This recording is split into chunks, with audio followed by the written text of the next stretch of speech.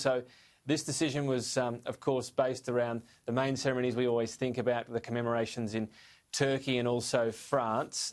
Were they close to going ahead, and why was the final decision made? Well, good day, Tom. And this has been a decision which has been a long time in the making. We've been monitoring the situation overseas now for several months, and it's based on the health advice. And it's disappointing, obviously. It's disappointing for a couple of main reasons. One is because it means that the conditions on the ground in Turkey and France are not of a level where people could feel safe gathering in large numbers. So for the resident populations, the host populations, that's very sad to know that the pandemic is still causing enormous problems there. But it's also naturally disappointing for Australians who may have wanted to travel at some point. The travel bans remain in place.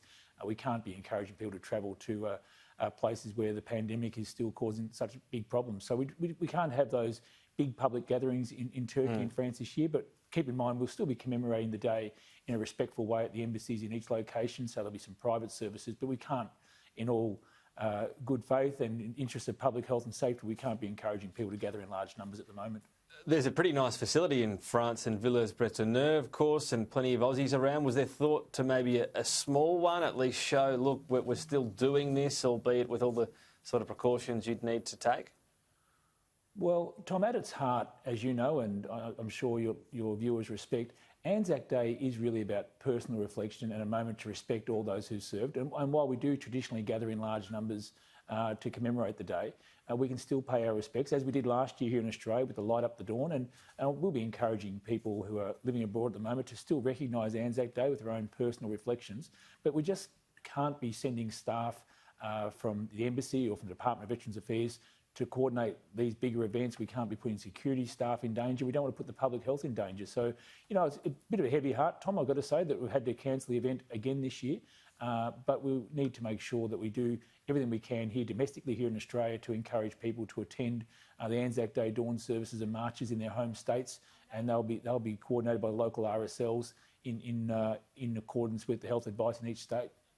Now, we should stress that it's overseas ceremonies not going ahead. They will go ahead in Australia. You mentioned the Light Up the Dawn, so there might be, or there will be essentially restrictions again. What sort of crowds are you expecting will be able to attend? And could it be a sort of ticketed aspect again to some of these places that are normally, you know, the more the merrier?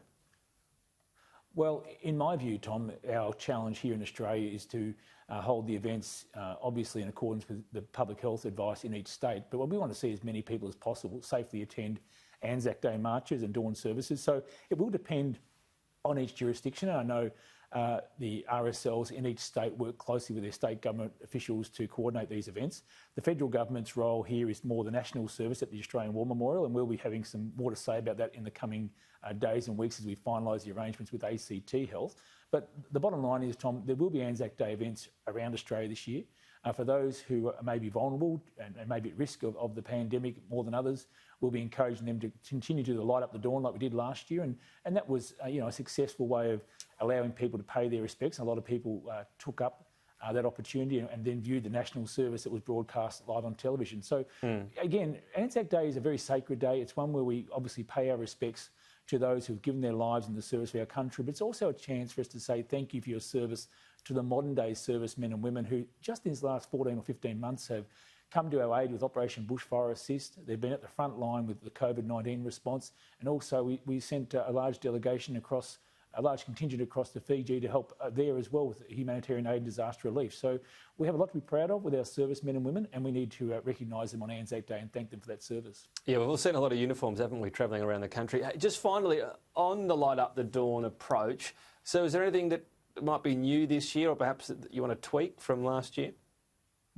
Well, I've had some conversation with the RS National President, Greg Mellick, and no intention of stealing the thunder of the RSL. They organised Light Up the Dawn, and I'm sure Mr Mellick will have something to say about that in the coming weeks. But look, I thought that was a very good initiative last year. It allowed us all to sort of be together even though we were apart, if that makes any sense at all.